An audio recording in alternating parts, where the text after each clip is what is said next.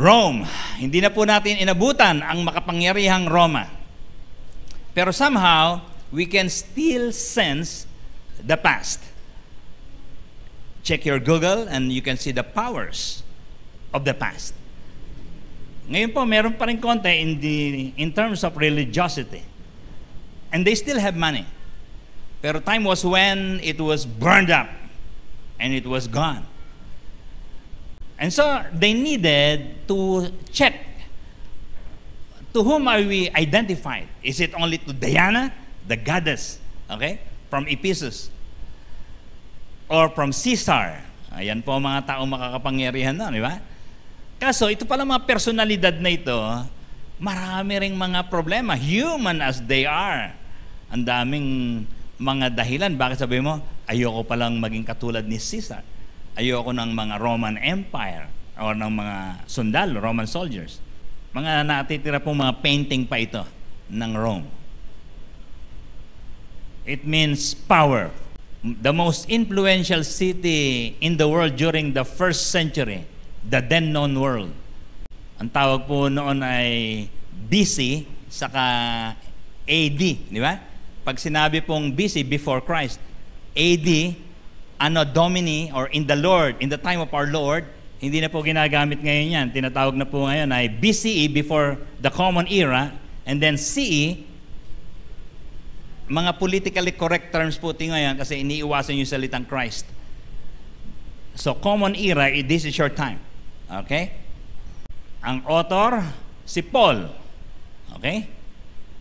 Ng aklat, hindi po ng Roman Empire. Ang aklat po ng Romans na nababasa nyo sa Bible ay isinulat po ni Apostol Pablo. Parang gusto niyang book of destination, you know? A very significant letter. Ba't kaya? Sinulat po approximately 57 CE. Alright? Malayo-layo na kay Jesus yun. Kailan po si Jesus nagtapos? 33 AD. Okay? So, mga ano po ito, mga matatanda na po silang namatay at sila po ay pinatay because of the gospel of Jesus. Si Jesus po maaga namatay, 33 years old. Okay? So, si Paul po, isa sa pinakamaraming nasulat. Saan niya sinulat yan? Probably Corinth. Nag-stay po siya ron ng 3 months. Galing din siya sa Ephesus. Mga matagal-tagal po siya sa Ephesus. Siguro nagsimula na siya mag-conceptualize. So sinusulatan niya itong Corinth, itong Rome, alam niyo kung bakit? Hindi siya nakapunta dyan. Hindi po niya nadalaw yan. Kasi nung dumalaw po siya dyan, pupugutan po siya ng ulo. So sabi niya sa mga tao, pupunta ako dyan. Okay? Why was the book written? Number 1, transitional period po ito sa buhay ni Paul kasi. Dahil ang tinutukan po niya yung East. Di ba? Middle East. Yun po yung Israel, di ba? Pero papunta po siya sa West. Yan po yung Spain, yan po yung Rome. Magpapalit po siya ng ministry, kaya kailangan, sabi niya, sulatan ko kaya muna to bago ako dumating. Okay? Ayan o, pinagandaan niya po yan. Paul was trying to solicit the support of the Roman Christians to start God's work there so that by the time he arrived, there would be a foundation already. Di pala? Kasi po marami siyang na-meet po yan sa Ephesus, sa Philippi, sa Thessalonica. Okay? Taga Rome ka ba? Babalik ka ron? O sige, anong address mo? Sinulatan po niya yung mga yan. Kasi po itong mga letter po ito, circulation letter po yan, kaya po bati po siya ng bati. Sabi niya, pagdating ko dyan dapat meron na tayong cell group dyan Gumaganon po siya. Okay? Yun po yung letter. Tingnan mo, sabi po niya, sa gawa pa lang, kinukwento ni Luke, kasi po, si Luke po ay companion po niya, traveling companion po si Luke Kaya kinuwento niya, nagpasya si Pablo na maglakbay papuntang Jerusalem. Kailangan ko ring pumunta sa Roma pagkagaling sa Jerusalem, sabi niya. Okay. Bagamat dito, pinipigil po siya magpunta sa Jerusalem. Sabi niya, naku, papatayin ka ron. And so he appealed to Caesar. Kaya po siya ay nangarap na makarating sa Roma talaga. Sabi niya, makikita ko siguro kayo dyan. Okay? At tapos nung chapter 1 pa lang po ng Roma, maliwanag na, sabi niya, lagi kong hinihiling na loobin nawa niyang ako'y makapunta riyan sa inyo. Amen? So prayer request po pala yung pagpunta niya sa Rome. And so, he wrote them. Amen? Tanong mo yung katabi mo, mahilig ka ba magsulat? Ha? Maganda pala yun, biro mo, ang tagal na ni Paul, natatandaan natin yung mga nangyari. Bakit? He is in the habit of writing. Ha? Maganda po yun, mag-journal po tayo, ano? Maalala ng mga anak nyo. Ay, nag-cell group pala si Ate Merlin nung araw. Gano'n, ha? Okay. The apostle, in this letter, greeted 26 different people by name. Paano niya babatiin? Hindi pa siya nakarating doon. He personalized the letter from a stranger. Si Paul, hindi po sila kilala ron eh. Okay? And lalo na sa mga recipients nito, sabi niya, sino ba itong Paul na to? Ay basta darating yan, nakasama ko yan sa Ephesus, sasabihin ni Priscilla and Aquila. Let me give you one example. Chapter 16, ang dami niyang kinumusta dyan. Ikumusta niyo ko kina Priscilla at Aquila na mga kamanggagawa ko kay Kristo. Kailan nangyari yon? Hindi po sa Rome nangyari yon. Doon po sa iba't ibang mga lugar nagkasalubong sila. Itinayan nila ang kanilang sarili sa panganib upang iligtas ang aking buhay. Ikumusta rin niyo ako sa iglesyang nagtitipon. Saan? Sa kanilang bahay. Galing naman ni Priscilla and Aquila. Natupad yung wish ni Paul. Sabi niya, pagdating ko dyan, dapat may cell group na. Inorganize po ni Priscilla and Aquila. Sa bahay niya po ginaganap yung cell group. Despite persecution. Where? In Rome. Where Christianity is prohibited. Are you with me? Palapakan nga natin yung mga nagsisimbata rito. Tama yung katabi mo, nagsisimbahay ka ba? Congratulations, ha? You have a church in your house. All right. Now, the letter is also a last will and testament for Paul. The letter to the Romans stands as the clearest and most sympathetic presentation of Christian doctrine in all scriptures. Dahil mamamatay na po siya, sabi niya, I'm about to be offered like a drink offering. Sabi niya po kay Timothy yun, di ba? So nararamdaman niya po yan, sabi niya, paano kung maligaw ng landas yung mga iglesia? Kaya po itong Rome, sinulatan niya po yan, doctrinal studies po. Ang dami po natin. Kaya naunawaan natin yung salvation by grace through faith, no? By faith in Christ. Sabi niya, from faith to faith. Faith lang. Wala na, hindi nakatingin sa inyo, sa inyong mga kakayahan. And so what's the big idea of this book? Palagay nyo, pag binasa nyo yung Romans, ano mababasa nyo dyan? The revelation of God about man's righteousness for salvation called the gospel.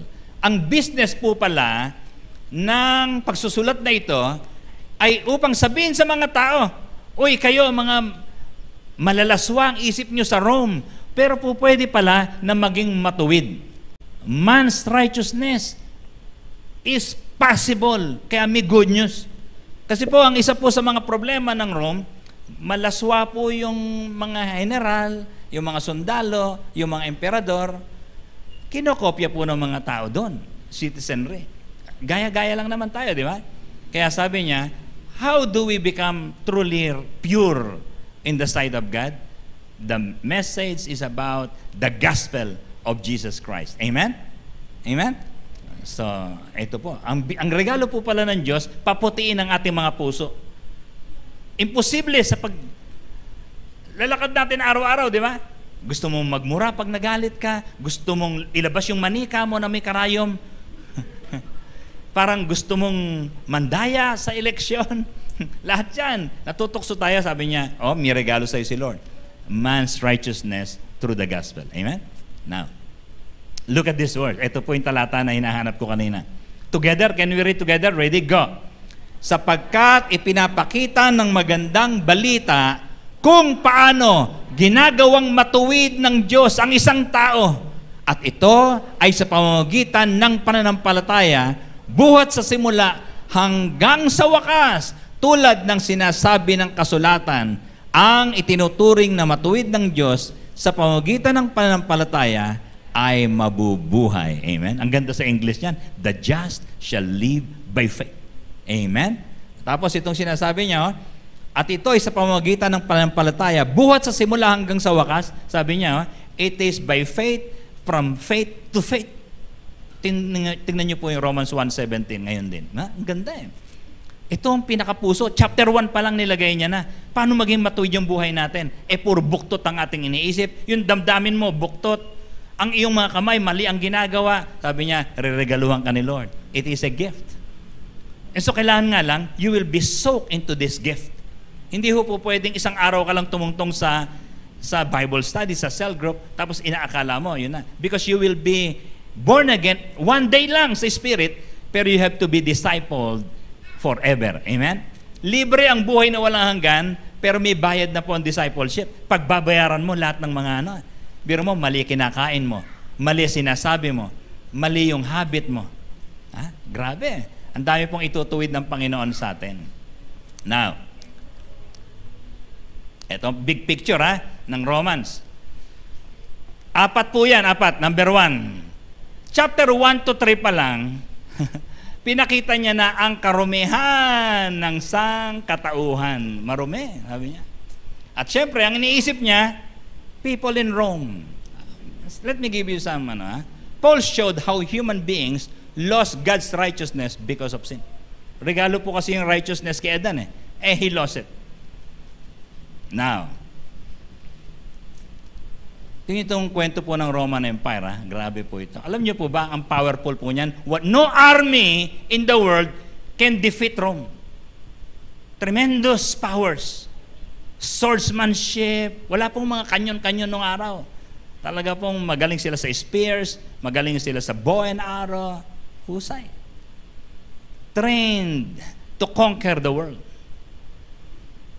Pero ang bottom line po pala ng mga conqueror na yan, baka ginagawa nyo kasi mga bayani yung mga yan, di ba? Nung nasa social studies kayo, tinuro yan, sila Napoleon Bonaparte, di ba? Mga Alexander the Great, mga mga conqueror, ginagawang bayani. Yung pala, ang bottom line po, greed. And bumagsak po ang Roman Empire simply because of immorality. Immorality. Alam niyo po ba kung anong sitwasyon nung nagpunta sila sa Jerusalem, nakita ni Paul yung mga ugali nila. Sabi niya, Roman men were free to enjoy sex with other males. Kung palagay niyo bago ang homosexuality sa same-sex marriage, sila po, hindi nila kailangan magpaalam.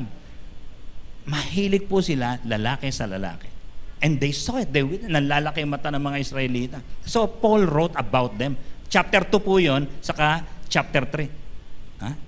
Tindi, without a perceived loss of masculinity. Hindi niya iniisip na pag ako pumatol lalaki sa lalaki, bading ako. Hindi ho siya ganun mag-isip. I don't lose my masculinity. As they took the dominant or penetrative role. Hindi po kasi sila biktima. Sila po mismo yung nag-iimbita nito. At pinauso po nila yan. Roman men in general seem to have preferred youths between the ages of 12 and 20 as sexual partners. Freeborn male minors were off limits at certain periods in Rome. Alam nyo, easily you can check this. Antindi po Alam nyo po ba, 14 Caesars, 12 are homosexuals. Ang lupit.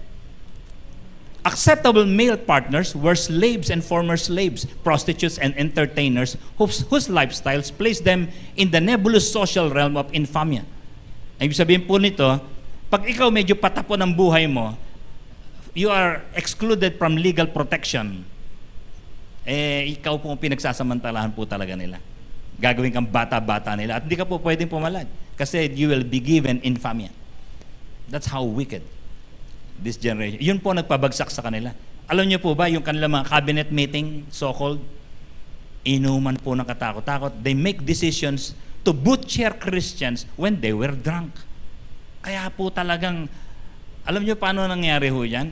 Paano sila bumagsak? Isang araw, gustong gumawa ng tula ni Nero, isa pong emperor. Gagawa siya ng tula, hindi siya ma-inspire. Naglasing po siya, pagkatapos sabi niya, sunugin ang Roma. Nasunog po ang Rome. Sa order po niya. Sabi niya, pag may apoy, ganado ako magsulat. Nakagawa po siya ng tulad habang sinusunog ang Rome. That's how wicked they are. How foolish. So, tandaan niyo po mabuti ito, ha? Parang ikaw, makapangyarihan ng buhay mo habang nasa kasalanan ng matagal, pero sabi po ng Romans 1-3, the payment for certain sins can be delayed, but they can't be avoided. Huwag ka magkukwento, hindi ako pinaparusahan ni Lord. Maghintay ka lang. Hindi ako pinapalo ni Lord. Maghintay ka lang. You would have your time. And sometimes your own foolishness can be used for it. That's Romans. Are you with me? Hin-highlight po niya mabuti yan, Romans 1-3. Ito ang pangalawa. Ito na po. Ay, salamat. Gaganda na yung kwento natin. Righteousness is a gift. Katwiran. Mula po yan chapter 4 hanggang chapter 5. No? Extended a little bit on chapter 6. Sino po sa inyo regaluhan? Gusto nyo ang regalo nyo? Magandang pangalan. Amen? Ano kaya mabubura yung ginawa ko nung high school, nung college? Paano kaya mabubura sa ka-reunion ko na nangongopya lang ako? Ang hirap po burahin nun, di ba? Pag nahuli kang magnanakaw, pinagbili ho ng Diyos eh. Huwag nyo naman silang hamakin sapagkat nilikha sila sa wangis ko. Pero maaring ikaw napatawad ka ng Diyos, pero yung neighborhood, mamarkahan ka niyan.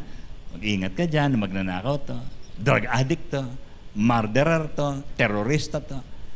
Pero ang Diyos po, ang ganda, no?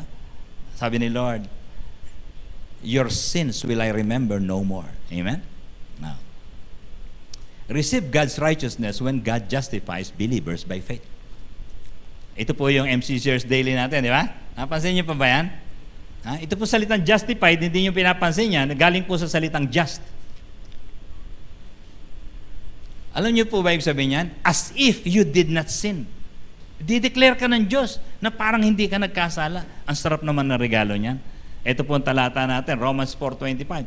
He was delivered over to death for our sins and was raised to life for our justification. God made me just. Matuwid sa tingin ng Diyos. Amen? Pero may problema, di ba? Natatawa ba kayo? Kaming dalawa ni Lord, nagkakaintindihan, pinatawad na ako.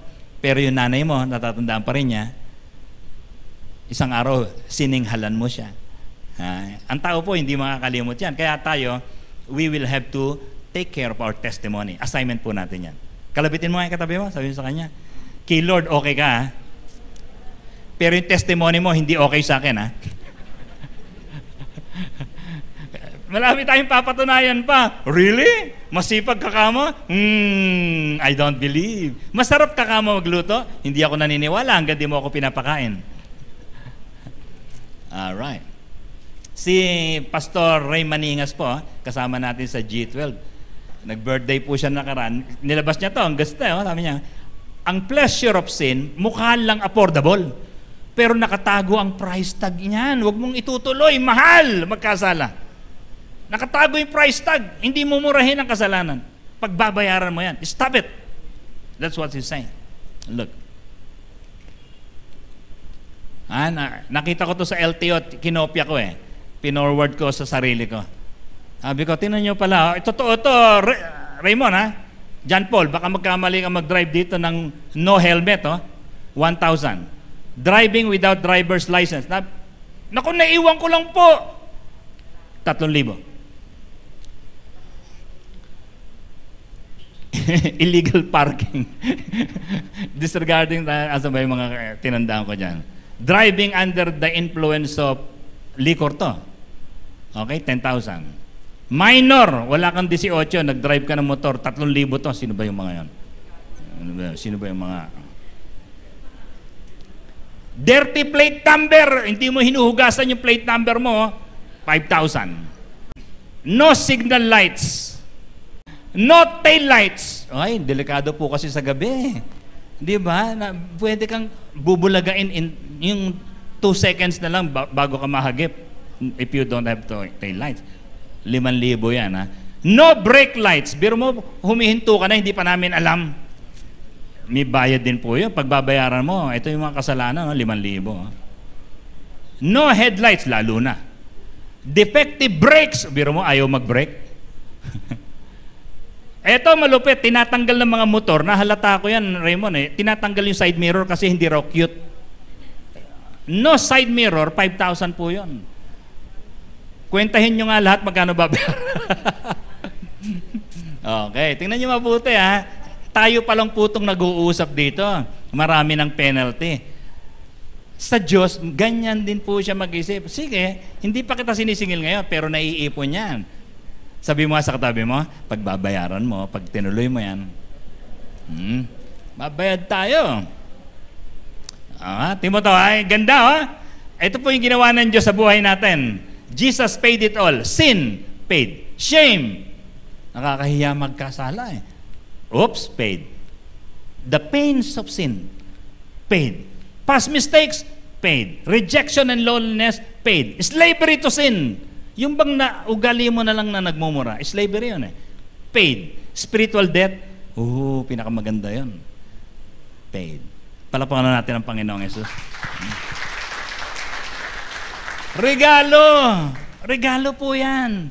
Kaya lang, ang starting point po niyan, repentance. Kailangan po you are remorseful. Tapos ayaw mo na talagang balikan yan. Maaaring mabalikan mo unti-unti because we are immature. Pero at least dapat talaga sabi mo kay Lord, Lord talaga kinamumuhian ko na po ito. Hindi na po ako muling maglalaseng. Hindi na po ako magsusugal. Hindi ko na po itataya sa wedding yung pang LPG gas namin. Yung pambili ng gatas ng anak ko, hindi ko na po itataya sa bingo. Lord, talaga po, I hated those past of mine. And God will say, declared righteous. Amen? Because of Jesus Christ. Kaya lang dumali. Ngayon. Hindi pala natapos doon. Okay, pinatawad na yung kasalanan ko. Ang gusto ni Lord, maging kasangkapan kanya sa buhay. Yun po ang kwento ng Romans. Ano yun? Chapter 6 to 8, sabi niya, do not be slaves to sin again, but be slaves of Jesus Christ our Lord. Why? Because of what He did to us. Amen? So, hindi po pwede na, I'm free. Ano yung sabihin nun? Babalik ka na naman sa dati? Hindi po ako babalik sa dati, pero ayoko pong magpatali kay Jesus. Ayoko po yung lumapit kay Pastor Joy kasi nauutusan, tama pala si Ate Merly. Di ba? Teka muna, bakit ba ako mag-share ng gospel? Because you are now a slave of Jesus Christ. Magpapasangkapan tayo. Demonstrate God's righteousness by being transformed from rebels to followers. Romans 6 to 8. Ang tindi ho nito. Ng aklat na to. So, gusto ko i-promote mabuti to. Romans 5 na tayo mamayang gabi, di ba? O bukas pa. Kailangan po maganda. Sumabay po kayo sa atin dito sa pagbabasa ng Romans. Okay, now. Ano yung ginawa niya? He died for you. Can we read together? Ready, go. Sa pamamagitan ng pagsampalataya kay Hesukristo, tinamasa natin ang kagandahang loob ng Diyos. At tayo'y nagagalak dahil sa pag-asang tayo'y makakabahagi sa Kanyang langit yun eh. Pero bago maging langit, kailangan dumaan ka muna sa Kalbaryo. Lord, salamat po, binayaran mo yung mga kasalanan ko. I'm a beneficiary. Tinatamasa natin ang kagandahang loob ng Diyos ngayon. Amen? That's why you have peace of mind. You can sleep well. That's why you are no longer bothered of your future. Pag namatay kaya ako, saan ako itatapon ng Diyos? You're no longer bothered. Why? Relax na relax ka when you have given your life to Jesus. Lord, hindi mo na aalalahanin. Your sins will I remember no more. That's the beauty. Now, it's for you. Dahil dyan, sabi niya, magpakasangkapan ka sa Diyos. Ang dami. Tumatanaw ka ba talaga ng utang na loob sa Kanya? Sabi niya, if I'm already forgiven for my sins, why can't I do what I want? Hindi, you are still obligated. God obliges you to follow Him, enjoy Him. His holiness, His purity. Hindi pala po pwede na magwawaldas ka uli ng buhay. Tapos kukwento mo, nabaptize ako nung 1974. Ay, nag-encounter ako nung 2020. Hindi po pwede puro history. You have to have a day-to-day submission to God. Hindi po pwedeng you will do what you want. Amen? Sabi mo sa katabi, gumano ka. Hindi po pwede na kung anong gusto mong mangyari. Kung kailan ko gusto magsimba, ano ang pakialam ni pastor dyan? Hindi ho ako yun eh. Gustong makita ni Lord yung puso natin, nagpapaturo ka talaga. Timotong nanay ni Cora to eh. Nanay ni Cora yan eh. Si Cora po, na-impress ka sa iyo kay Cora kasi po Tindi naman magsilbi ni Cora.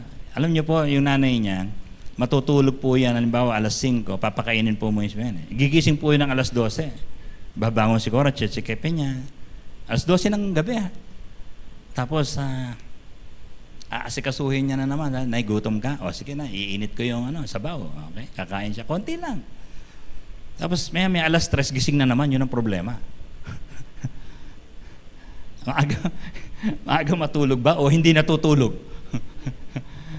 Ganon. Tapos, sabi ko, ang tindi naman ng dedication ni Cora sa nanay niya. Nung tinanong ko siya, actually, hindi mo siya kailangan itanong. Sabi niya, kukwento niya lagi yan. Nung bata kami, yung ginawa ng nanay namin sa amin, pinagluluto kami, inaasikaso, tinuturuan, yung tatay namin, sesermonan kami, okay lang yon. The services, when they were young, are enough reasons to serve them when they can't serve themselves anymore. Are you with me? Freed from sin, freed from parents, di ba? Graduate na ako, hindi na ako iniintindi ng nanay ko, I can make my own money. But they decided, all of them, yung magkakapatid, to be a slave to their parents when they could not serve themselves anymore. Kailangan magda-diaper. Naranasan niyo ba yan? Magpapalit ng diaper ng magulang mo? Hindi pa nagda-diaper si Bishop, Kaya medyo tumatanggap pa ng yan, ng mga Lacoste, mga ganon. Minsan, napansin ko, inaayusan niya yung nanay niya, ganito itsura. Yan. Tindi, di ba? Sabi ko, ano kaya ito si Cora? Pinaglalaroan niya kaya yung nanay niya? Hindi. Pero pinapaganda niya, nililipstickan niya yan. Tapos nilagyan ng kulay yan. Isang araw, kinulayan. Pagkatapos nilalagyan niya ng shades. Meron pang minsan, may sombrero yan. Lalabas nila, no? Naka-wheelchair. Minsan bubuhatin lang. Nung nag-brown out, nilabas yung kama. Doon, kasi mahangin sa labas, sa ilalim ng neem tree, no? Ganun. Services like that, magpapaalipin ka? Bakit? Ba't ko gagawin nyo sa magulang ko? Pinaglingkuran ako, nagpaalipin when I was a babe. The same with Jesus Christ. Yung, alam nyo, namatay siya sa krus ng Kalbaryo. Oy, congratulations pala, sumali kayo sa Don Was. Gumising kayo alas 3, pero dumating na kayo alas 7 yata Why sacrifice like that? Si Jesus, sinakripisyo niya yung katawan niya Nagpakabayubay dun sa krus. Sinaktan natin. Humambalos tayo sa Kanya upang bayaran lang ating mga kasalanan. That's why gaganti tayo kay Lord. Magpapakasangkapan ako. Amen? Sabihin nga nyo na malakas, Lord, kasangkapanin mo ako dahil nagpakasangkapan ka para sa kaligtasan ko. Hindi ho ito, it's not about the church. It's about the Lord's relationship to you. Now, ito na. Panghuli, Hindi lang po yung mga kapamilya natin, hindi lang po yung mga kaibigan natin, yung buong Pilipinas na po pinag-uusapan dito, mga kalahay natin, paano tayo mapapatama nito? Kinakabahan na ba kayo sa sasabihin ko? Mga kalahi. Tinalakay po ni Apostol Pablo, sabi niya, ang sama-sama ng loob ko, ang sakit ng dibdib ko, dahil tinatanggihan ng mga kalahi ko. Mula chapter 9 hanggang 11 po yan, tinalakay niya po yung yung mga Israelita, imagine, tinanggihan ng Mesyas. Doon pinanganak. Sabi niya, John chapter 1, He came to that which is His own, but His own received Him not. What a tragedy. So, nag-aalala po siya sa mga kababayan po niya, mga kalahi. Now, gusto kong i-confirm na yung righteousness po ng Diyos ay hindi lang po para sa atin, dapat para sa mga kababayan. Hindi natin dapat. You have to think, not only of the 37 barangay, but the whole of Nueva Ecija, the whole entire Philippine archipelago, Asia, Oceania, Europe, etc. Kwentuhan ko kayo ng dalawang bansa. A former Spanish colony, ano po yun? Venezuela, no? Pinangarap sila ng Venice, kaya kinuha po yun, Venice, Venezuela, no? Pero nung ma-discover nila, ang yaman nitong bansang ito, sabi, yayaman ito. Hindi ho nangyari yun. Sila po isa sa pinakamalaking oil reserve sa buong mundo. Isa po sila sa pinakamalaki, pero mahirap pong bansa sila. Hindi po nila na-develop yan. Alam niyo po ba, nasa ngayon, Ang pera po nila, ang tawag po, bolivars. Kasi po, meron po silang hero, pangalan si Bolivar, pinangalan nila yung pera nila ron. Pag bibili ka ng isang chicken, 14 million ang halaga. Oh, ba't ganun kamahal? Inflation po yan, ang tawag po dyan. Extreme. Grabe. Ha? Napakalaking pagkakamali ng mga leader po nila.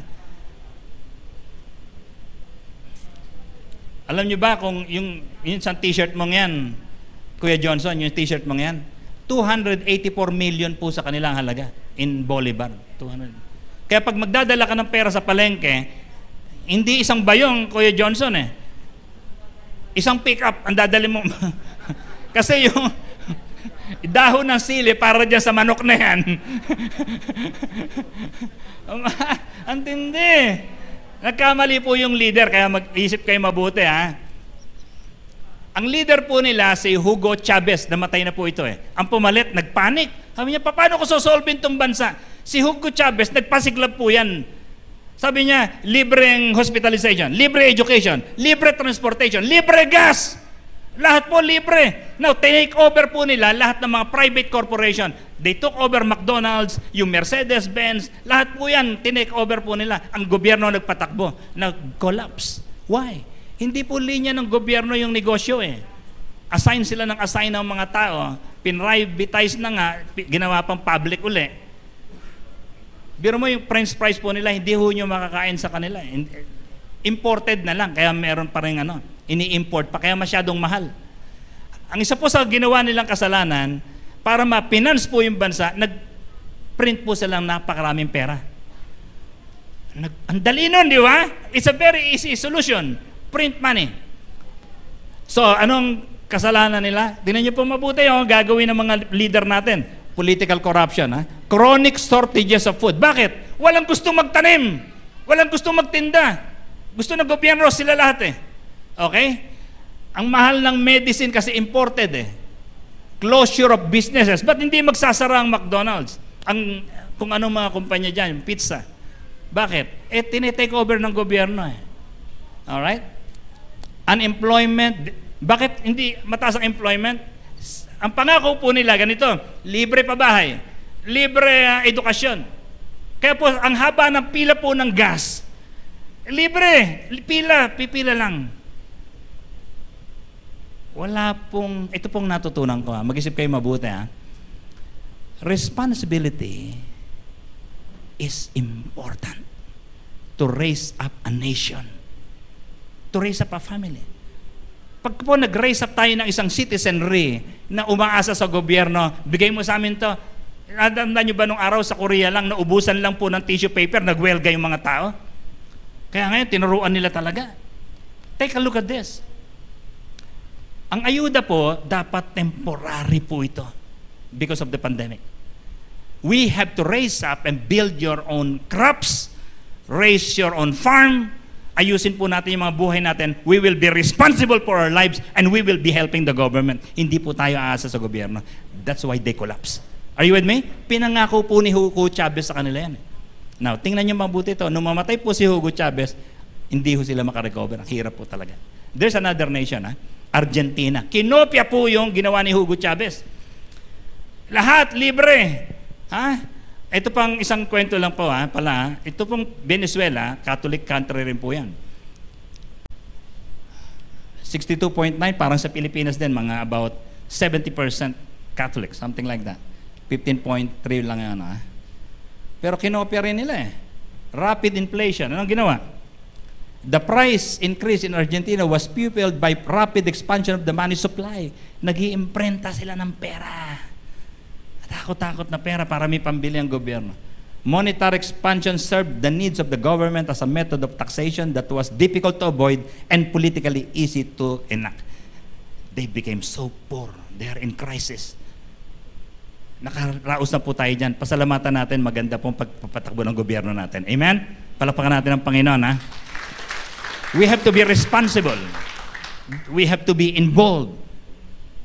Kailangan may nakikilahok po tayo. Hindi po pwede, magdodomina na naman ang isang relihiyon, pagkatapos, they will run it over. Sabi po ni Warren Wiersbe, kilala niyo po ba ito? Back to the Bible. Okay? Ang dami po niyang aklat na kinalat sa Pilipinas. He said this, do not try talents without the Holy Spirit. Po pwedeng ang galing mo magpatakbo, magaling kang leader, magaling ka sa kumpanya mo, magaling ka sa school, sa bahay, pero walang Holy Spirit, you will also collapse like Rome, like Argentina, like the rest of the nations without God. Sabi niya, it is futile for us to try to serve God without the power of the Holy Spirit. Talent, training, and experience cannot take the place of the power of the Spirit. Kailangan po natin, sinasabi natin sa Lord yan, Lord, parang alam ko ang gagawin, pero gusto ko pong pumikit sandali at humingi ng patnubay sa iyo bago ako lumabas patungo sa aking opisina, bago ako mag-aral, bago ako magluto, bago ako magbayad, sapagkat pagbabayaran mo, pag gumamit ka lang ng sariling galing. Amen? Ha? Ito pong pinakapanghuli natin, kapangyarihan. Yung pong 4 na huling chapter, puro practical po yun. Ha? Yan po yung famous na ano, no? Do not be transformed by the do not conform to this world, but be transformed by the renewal of your mind. Sabi niya, kaya kailangan magaling tayo. Apply His righteousness in practical ways through our lives. Ha? Increase in the knowledge of God. Pag po pala pumasok sa atin itong salita ng Diyos, itong mga doktrinang ito na parang binabaliwala ng mga tao, gagaling ka. We, in this church, we found knowledge. Binobomba po natin tayo ng kaalaman. Lahat po yan, parenting, economics, pag-aayos ng mga relationships sa kaibigan, how do you deal with the world, even politics. Kailangan po maturuan tayo kasi po tinuro po ng Bible yan. Ha? Kaya si Peter, nung tinapos niya yung kanyang 2 aklat, sabi niya, grow in the grace and knowledge of our Lord and Savior, Jesus Christ. That's why Bible reading is very important so that you will increase in knowledge. Kasi po, practical din po ang Bible. Ha? Hulaan nyo, sino sa mga political leaders natin, yung 5 na tumatakbo, ang nagbabasa ng Bible. Isipin nyo mabuti, sino yung nakasandal sa Diyos para sigurado yung magtagumpay. Timotong ginagawa ng mga batang to. Ha? Isa po sa mga hina-highlight, nandyan po ako last week. We have a special meeting with the core group. Kasi po yung mentoring po natin ngayon, per outreach na. Mamaya, nasan ako? Nasa Bayabasa naman ako. Kakausapin natin yung mga leaders para ituro sa kanila na we will never neglect knowledge. We have to do that. Medyo mas pagod sa akin yun. Kasi yung mga ganito, parang gusto nyo lang, nagsimba lang eh. No. When you go home, take note of the things that are striking to you. Ano ba dapat kong pukpukin sa buhay ko so that I will never be like Argentina? Buenos Aires. Grabe. Sayang. Yung mga LRT nila ngayon, they could not finance. Bakit? Bulok na. Bakit? Yung mga tao po libre. Walang responsibilidad eh. Hindi pwedeng libre. Ano pinapangako sa atin? Dapat daw, walang bayad sa palengke ha. Baka gumaganon po ang pangarap nyo, ganon. Dapat walang bayad yung mga pwesto sa palengke. Dapat walang pangkisa na babayaran sa tricycle. Mapapahamak po yung bansa natin. Hindi yung tamang libre. We got to be responsible people. Amen? Kapag yung anak nyo hindi tinuruang maghugas ng pinggan yan, magluto, maglaban ng sarili ng brief, mapapahamak po yan. They got to be responsible. Sabi mo nga sa katabi mo, naglaba ka ba ng...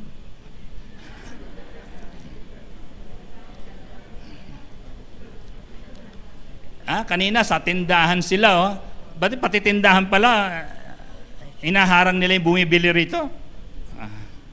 Tapos ito, nasan to? Sa bukid. Okay? Junior Campo, bagong-bago po natin to sa San Jose City. Okay? Yung mga tao, nandyan lang sa labas, wala pa silang facility. Nag-aaral ng salita ng Diyos. Bakal 2, Bakal 3, pangarap po natin yan. No? Nakipag-meeting din po ako sa core group nila this week. Pagkatapos po ay titirahin namin, will we have MCC Talavera. Amen? O mas maganda siguro yung MCC Bakal. Ang tawag po namin ay Iron Man Church. Bakal eh. Okay? Tayo po tayong lahat. Hawakan natin mga puso natin. Nagpapasalamat ka ba sa Diyos? Dahil dumating siya, may Pasko ng pagkabuhay, pinamana sa atin ang katwiran niya. Umiiwas ka rin ba sa responsibilidad? Gusto mo ba libre? Lahat libre? No. May kabahagi tayo. Maaring wala kang hanap buhay. Maaring you may have little contribution to society. Pero in terms of money, pero your energy, your strength, you can give. And one of the invitation is, we will participate in the spiritual transformation of Zion City of Muñoz. Amen? Paabot mo sa iba kung hindi ka marunong. You will be the bridge to your friends, to your neighbors. Yung mga lasenggo dyan, yung mga nagsusugal. Sapagkat kailangan po, sabi ni Paul, Romans 1:16, I am obligated. Romans 1:14, I am eager and I am not ashamed of the gospel of Jesus Christ. Let's pray together. Come on. Sabi mo nga kay Lord, Lord, kasangkapanin mo nga ako. Binayaran mo pala lahat ng kasalanan ko. Magpapagamit po ako sa iyo, Panginoon. At sa halalang ito, tulungan mo ako na pipili ng tama.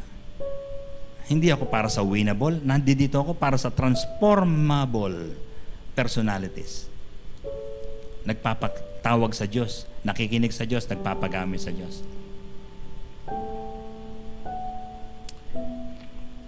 Come on, speak to the Lord.